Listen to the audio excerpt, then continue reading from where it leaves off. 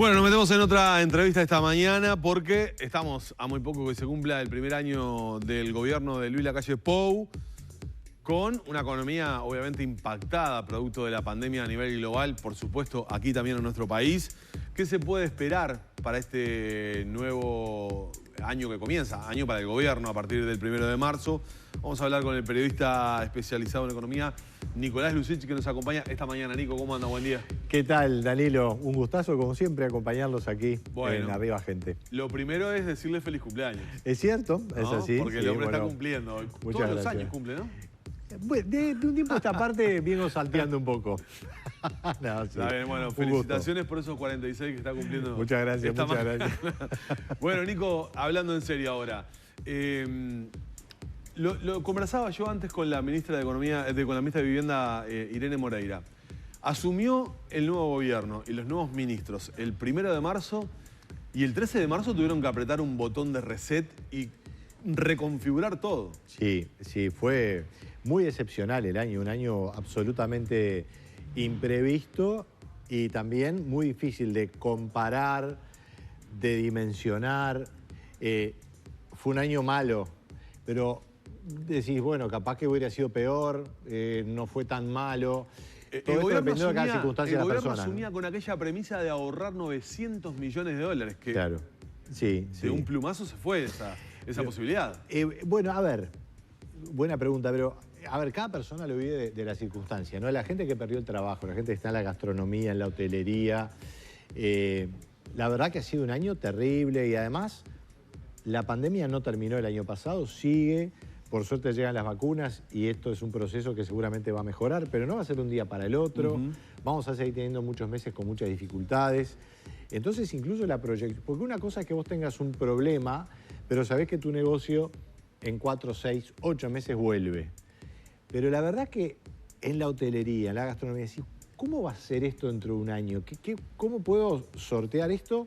¿Y qué escenario voy a tener? Hay mucha incertidumbre en Uruguay y en todo el mundo.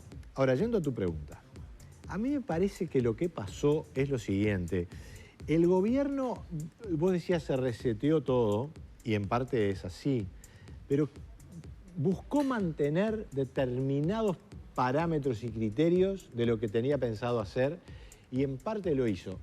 Y los números de la ministra Rebeleche lo muestran, porque el año pasado se gastaron 711 millones de dólares más por el COVID, de esta aplicación del Fondo COVID. El Fondo Coronavirus. Que básicamente es un registro de los gastos que después se van a financiar, pero el fondo es un registro de gastos.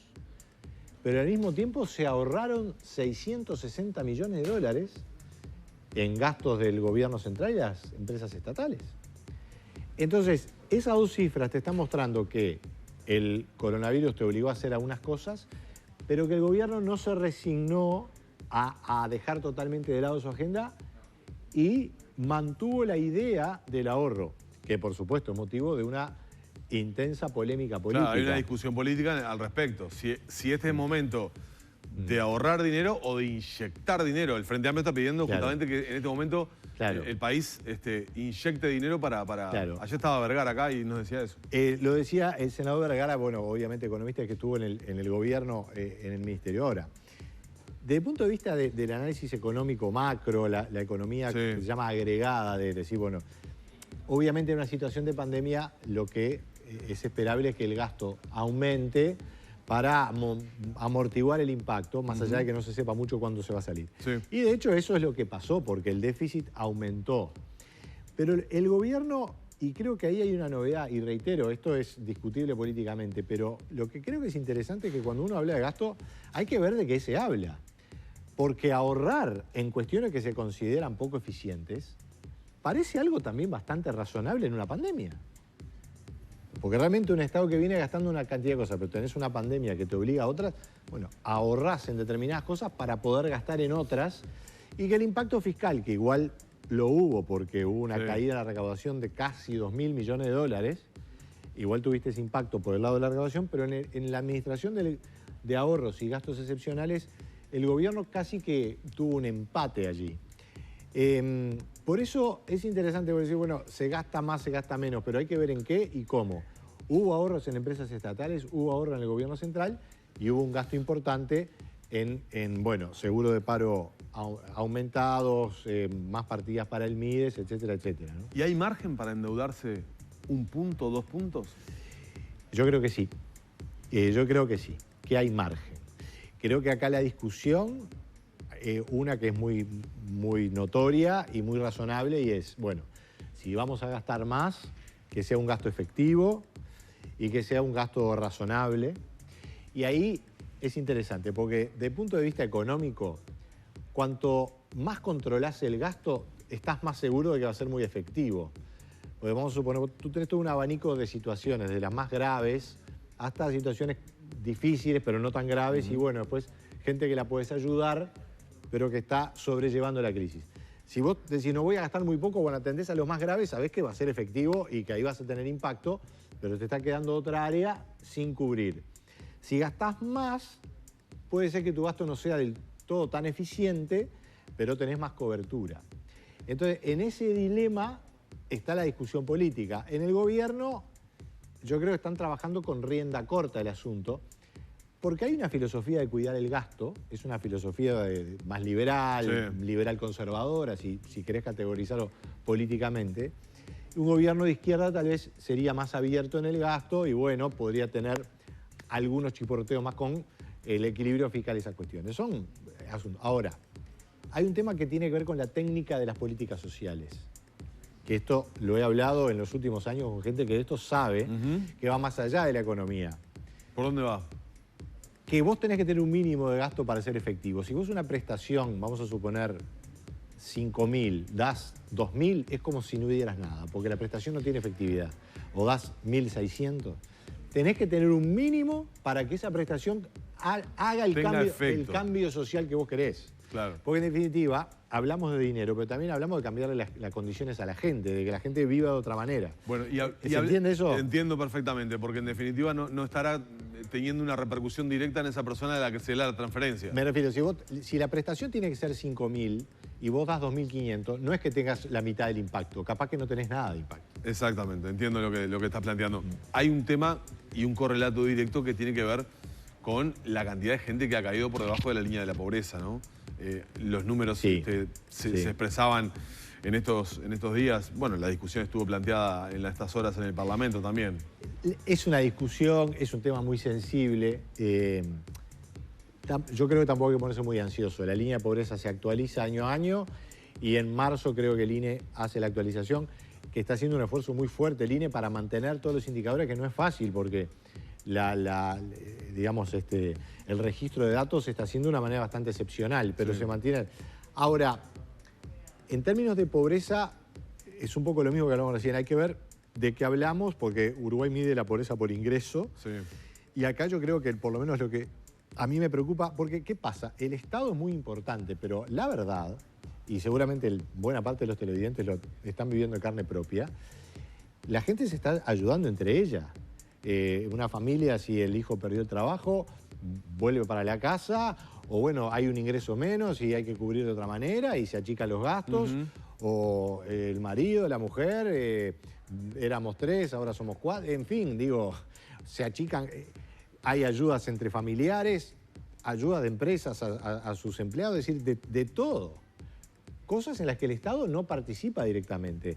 La ayuda estatal es muy importante, pero no es la única. Entonces, ¿cómo es que este tema de la pobreza puede impactar?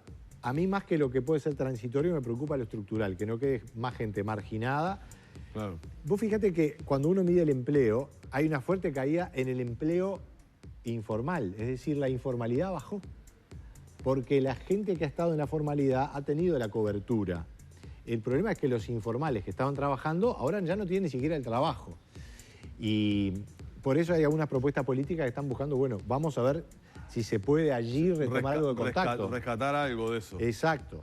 A ver, acá hay un tema que creo que es difícil para un actor político decirlo directamente, pero yo puedo decirlo con total libertad. La persona que es informal no tiene derecho a las prestaciones sociales, porque para tener derecho a seguro de paro tenés que estar formalizado. Entonces aquello de, bueno, claro, no aportaste en tu momento, ahora tenés una consecuencia, pero eso obviamente hoy se busca superar para armar algo que pueda sostener a esa gente también. Claro, antes de ir cerrando la charla, dos cosas te quiero preguntar. Sí. Uno, por un sector de la economía que es muy importante y que parece que la pandemia no lo tocó, que es el agro. Sí. Pasó esta situación de coronavirus sin que lo tocara. Bueno, casi. Creo que casi. Hay algunos, obviamente, impactos, porque hubo casos de coronavirus en la industria y Europa se pinchó para la carne, entonces rumbeamos más para China, Estados Unidos, pero China está muy predominante. China, la verdad que es todo un capítulo, merecería una charla. No sé dónde la vamos a tener, pero la vamos a tener, porque China se ha vuelto un socio ahora con las vacunas más todavía. Hay que tener buena relación con China, ¿no? Claro que sí. El agro claro prácticamente sí. no ha tenido... Bueno, lo que pasa es que el agro no tiene aglomeración, porque es una actividad que se despliega en el campo, y depende mucho de lo externo, y se ha preservado bastante. Ha habido mucho más impacto en los servicios donde hay mucha mano de obra directa, ¿no? Hotelería, gastronomía. Claro. Las tecnologías y la información han seguido y se ha acelerado mucho negocio de digamos, el e-commerce, trabajo online. Esta pandemia ha acelerado eso. Exacto. Entonces, hay sectores que se han dinamizado mucho. Todo esto, por supuesto, es como un gran promedio, pero hay de todo, ¿no? Para cerrar, me preguntan los televidentes, dólar, la pregunta de siempre cuando hablamos de tema de economía, ¿qué va a pasar? ¿47 pesos a fin de mes, a fin de año? O menos, ¿no? No, menos, sí. Creo que no llegaba a 45. La última proyección de de pronto es la proyección para el año que viene. Es posible. Pero digamos, para ser preciso, la proyección de inflación es cercana al 7% y no se espera que el dólar supere la inflación. Mucho más que eso, no. Va a estar ahí o incluso por abajo, porque si los precios internacionales en dólares suben, la manera que tiene Uruguay de contener un poco ese impacto en la inflación es frenar un poco el tipo de cambio. No le va a gustar mucho a los exportadores, pero bueno, los exportadores están con buenos precios externos, en ese equilibrio va a andar la cosa. Nico, un placer, como siempre, recibirte hablando de economía, muy claro y lúdico además. Gracias por todo. Gracias a vos. Que termine bien el día de su cumple, entonces. Y bueno, y a usted también le deseo un muy buen futuro. Bueno, muchas gracias. Hay mucha gente un poco triste. Nos vamos a ver por subrayados, Cerramos con Nico Lucich.